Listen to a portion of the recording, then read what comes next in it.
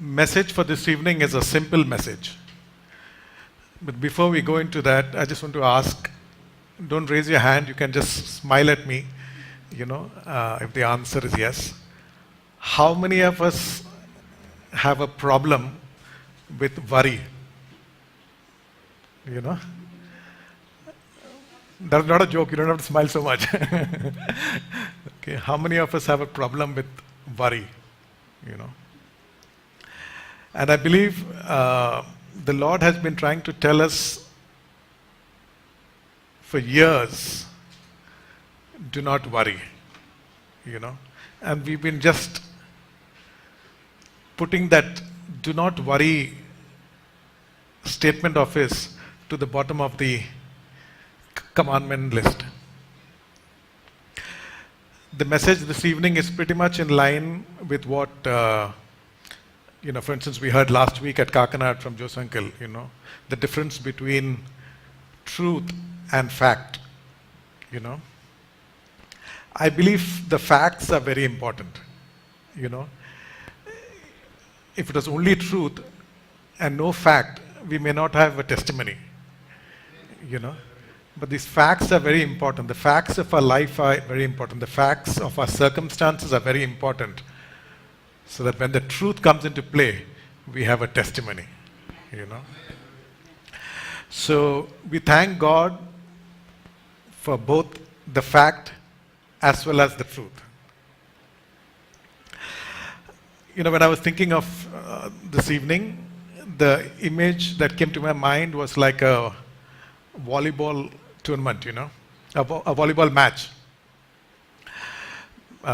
Imagine that this is one half of the court, and from this lectern onwards, behind is the other half of the court. And on this side, just consider me with you for the moment, okay? Just for logistics reason, I'm standing here. But otherwise, all of us are standing on this side of the volleyball court. This side is the Father, Son, and the Holy Spirit. Don't worry, we are all on the same team. He's with us always. But for the purposes of this evening, when this came to my mind, the imagery of a volleyball match came to me, In volleyball, there are a couple of roles. There's a person who stands at the baseline and serves. Then there are people, on the opposite side who will pick up that ball. And then there's somebody who stands next to the net.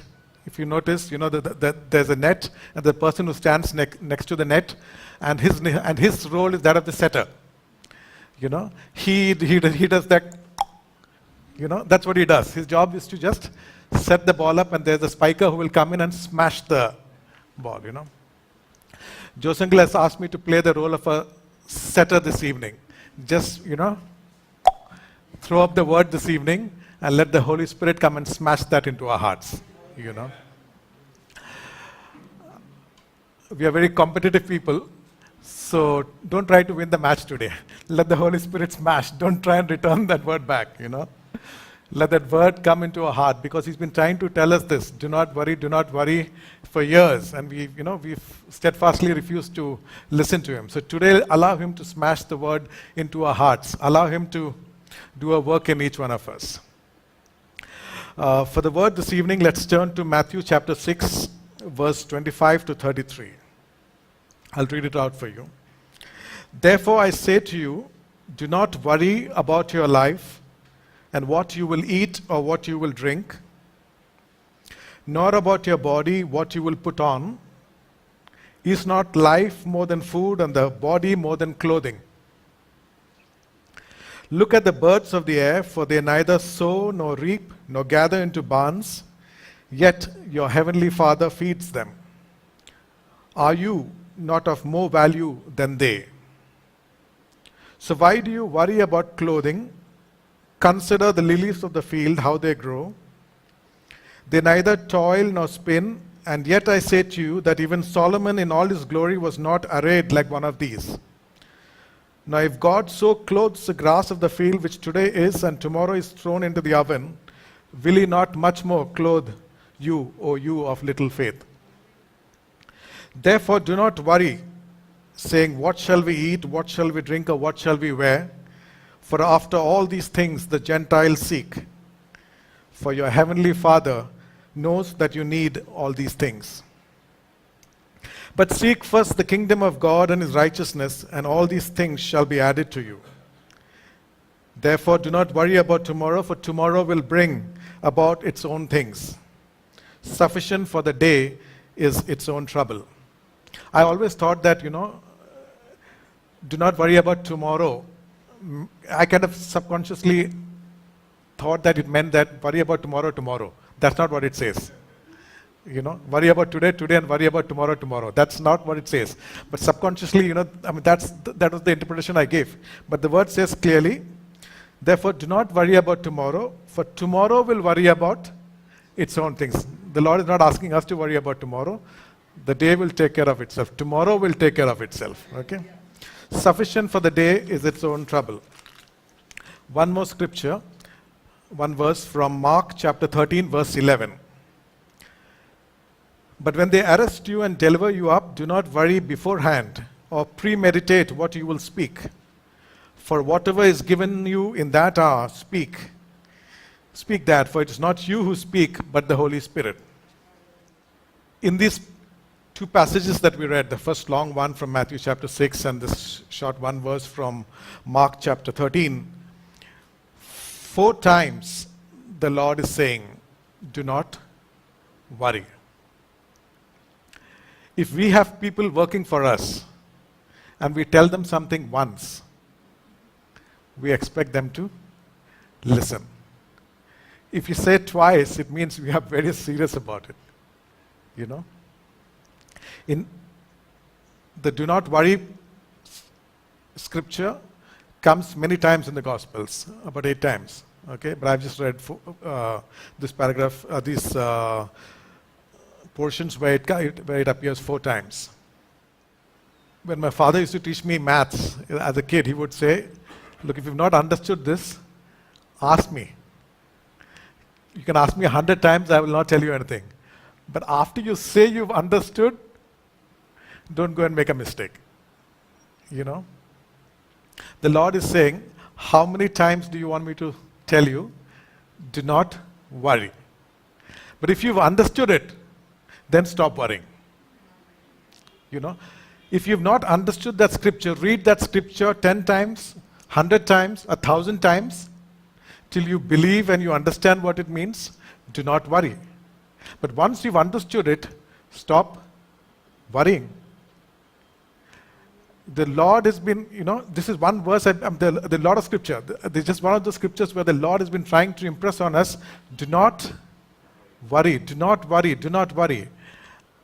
And like me when I was probably learning maths, I had to keep asking, can you tell me once again? And then I would say I understood and go and make the mistake, which of course was resulted in, slightly painful consequences. But 4 times in this passage, if we have someone working for us, we expect that person to obey the first time. And the Lord has been patiently telling us, time after time after time, do not worry, and we are refusing to listen to Him. Sometimes we think that some words of God are opinions or, suggestions or a good thing to do, or an idea that He might have, But it's actually He's telling us it's a commandment, Why would do not worry be any less important than do not kill, do not commit adultery, do not steal, do not covet? It's the same God speaking. It's the same God speaking who tells us do not steal. We take that seriously and we don't steal. We do not commit, we do not kill, we take that seriously. We try not to covet. We do not commit adultery. But when it comes to do not worry, somehow we think God is joking. Or He's not, He couldn't be serious. It's come from the mouth of God. Do not worry. If He had told us, grow 6 inches tomorrow, okay, we can't do it. There's no way we can do it. At least not this way, But we don't. But this thing, when he tells us, do not worry, it's something that he expects us to listen, to understand, and to obey.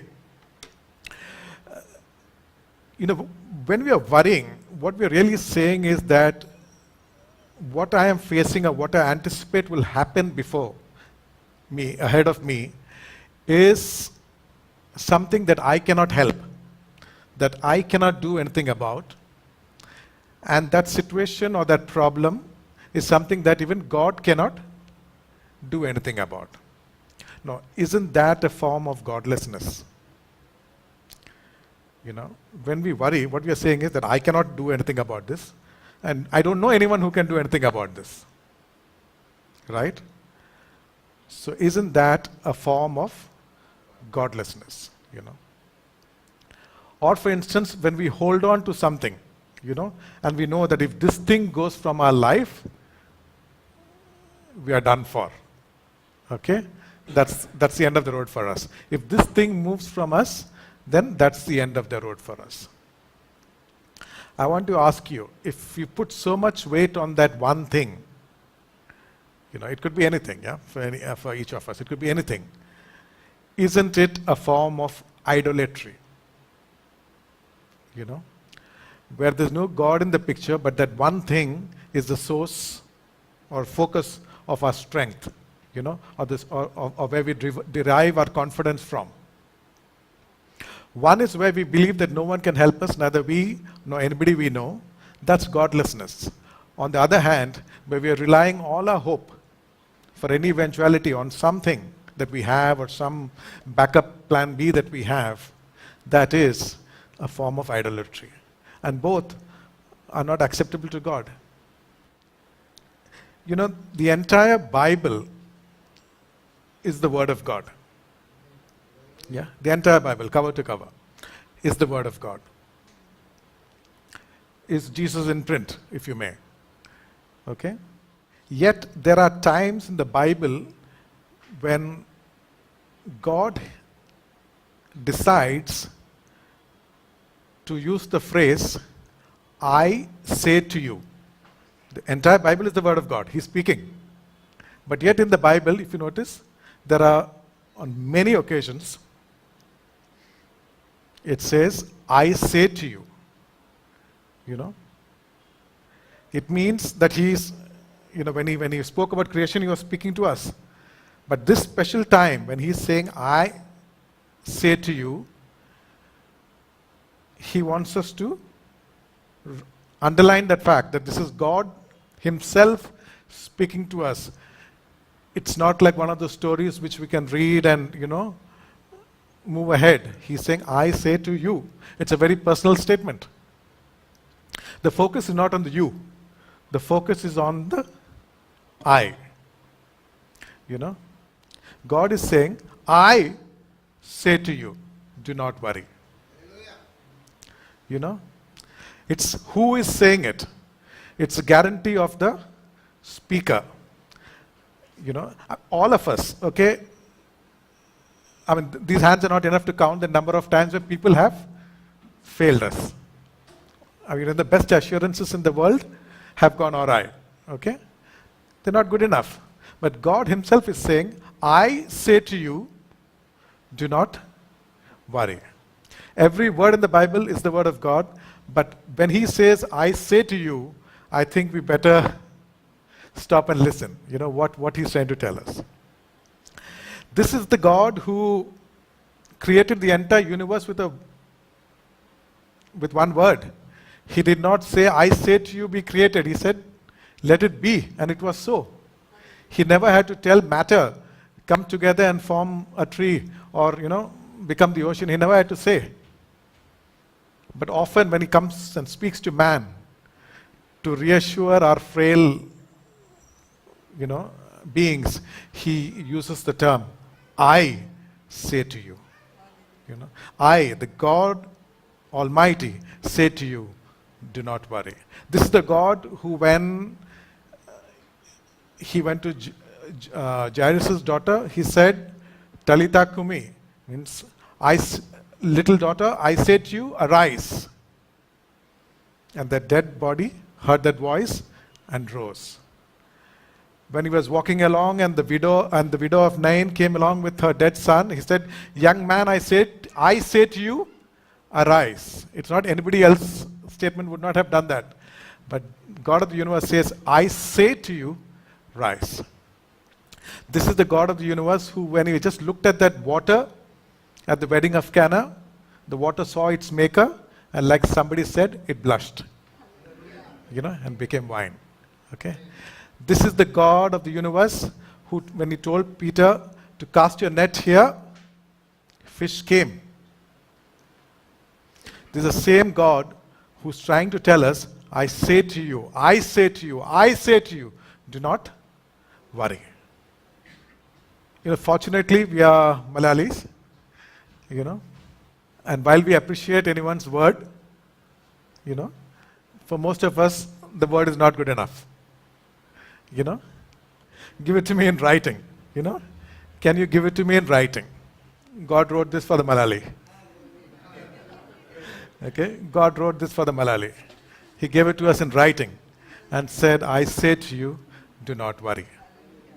The Lord here is talking about many things that we need in life, things that normally concern us, Food, drink, our body, what will happen tomorrow, shelter, clothing, all of that stuff. Now, he is not saying that we should not worry, we should not plan for these things or take care of these things, okay? I know he provided Elijah food through the raven, but for most of us, he expects us to provide for ourselves through our own work and labor and sweat and effort. In fact, in Timothy it says, if any man does not provide for his, for his own household, he is worse than an infidel. So we are expected to provide for our things. But what he is clearly saying is, hinges on that word worry. When that object captivates our entire waking moment, and the dreams of our night, then we have a problem. And the Lord is saying, take your eyes off that, look at me. Okay? Look to your maker, look to your creator, look to your provider. I am Jehovah Jireh. Normally when we look at things outside, what's happening in the world, in any sphere, we get distressed. If you look inside, you get depressed. But if you look to God, you will be de-stressed. Here, the Lord is saying, look at four aspects. Look at nature, the birds of the air and the flowers in the field. Look at Gentiles, the unbelievers. Look at yourself. And then he's saying, look at me. Okay? If you look at nature, the Lord is saying, look at the birds, look at the flower, how beautifully I clothe them. And he's saying, how much more? How much more will... I don't think the God knows the answer to that one. Because he gave his only begotten son. If he had anything more, he would have given that also. He's saying, how much? How much more? How much more? As a believer, we keep committing this cardinal error of, taking our eyes off God and focusing on the situation, and then we get into this worry loop. And it's a downward spiral. And it's a downward spiral. He says, just look at nature, look at what I've created. David, when Nananachan was speaking about this yesterday, David, when he quoted this verse yesterday, when he considered the heavens and the starry bodies, and he said, he cried out, what is man that thou art mindful of him? We feel that we are nothing. But yet God is saying, how much more precious you are in my sight, how much more important and how much more valuable you are in my sight, he cannot put a value to that. God cannot put a value to that. He's just saying how much more. He's not saying 3 times the value of the flower or 5 times the value of the bird. No. He's saying how much more. He just loves you with an infinite love. He loves you with an everlasting love. How much more? This is when, when His love comes out. We must really chew into that how much more. Let that remain in our mouths and in our minds and meditate on how much more does God love each one of us. Somebody said that when you worry, it's like sitting on a rocking chair and rocking. It gives you something to do, but it doesn't get you anywhere.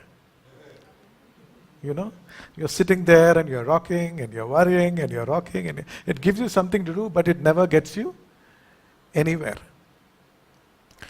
In these examples that the Lord is giving us, what He's saying is three things. One, that worry is unnecessary, because how much more? Right?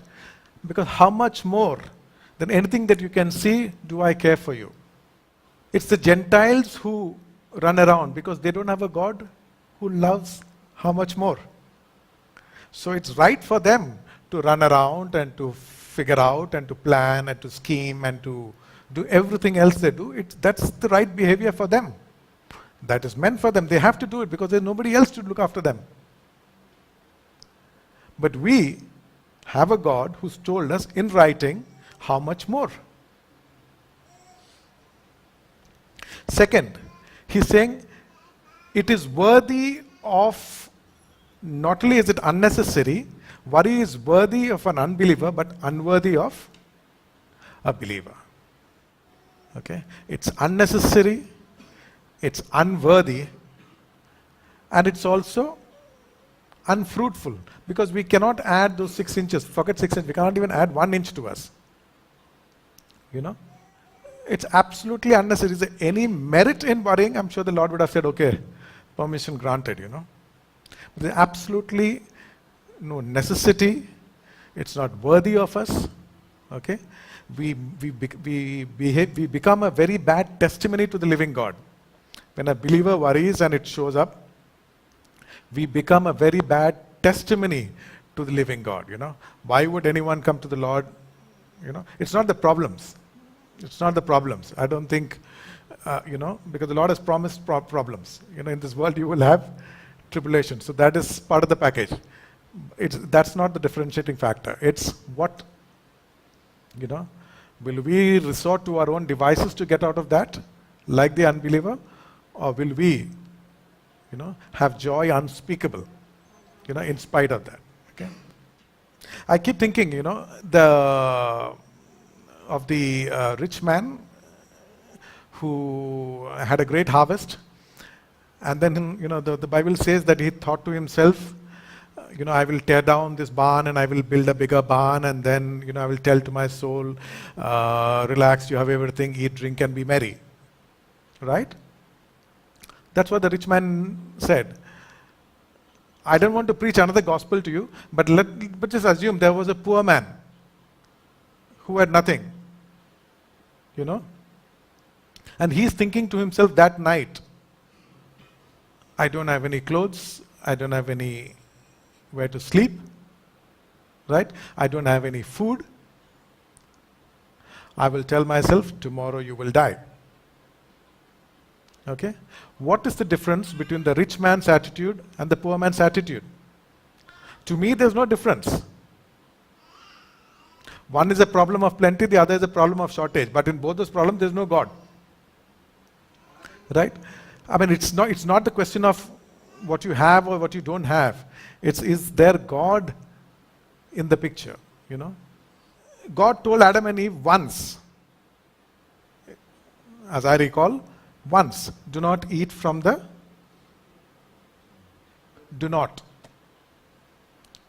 In this passage, already 4 times He's told us, do not worry. Adam and Eve sinned after hearing God once. We, how many times? What makes their sin such a big deal and ours, any less? It's the same. I can't see the difference. Somebody help me out. I can't see the difference. God told them, do not eat. God told us, do not dash. What is the difference? In our case, multiple times, He's in the written word, people after people have spoken to us, do not worry, do not worry, do not worry. Yet, they didn't have any of that. They had just one chance. Once they heard the word of God, do not worry. We've heard the word so many times and we still worry. Recently I read of a clock, of a wall clock which had a nervous breakdown and just stopped working. So they took the clock to the watchmaker and he opened it and everything looked okay. But clearly all signs of a nervous breakdown. So the clockmaker asked the clock, what is the problem? He says, he told the clockmaker, the other day I just sat and calculated. I have to tick once every second, 60 times every minute. Right? I've done the calculations, I'll tell you that. 60 times every minute. 3,600 times every hour. Some 86,400 times every day. 600,000 times every week. And some 31 million times I have to tick in a year. The clock thought of all this and had a nervous breakdown. So then the watchmaker had to ask him, how many times do you tick in a second? Once. Enough unto the day. The Lord knows what He's talking. If we sit and we calculate and we, if a mechanical clock can have a breakdown, flesh and blood like us, there are many words, which you can use similarly. There is the word worry, there's the word anxiety, there's the word fret. Okay, I just discovered that the word fret comes from an old word called fretan. It means to consume. Fretan is the word they used to use to consume, to eat away. So when we worry, when we fret, when we are anxious, what really happens is that we are not building up anything, we're just eating away our joy, we're just eating away everything that the Lord has kept for us.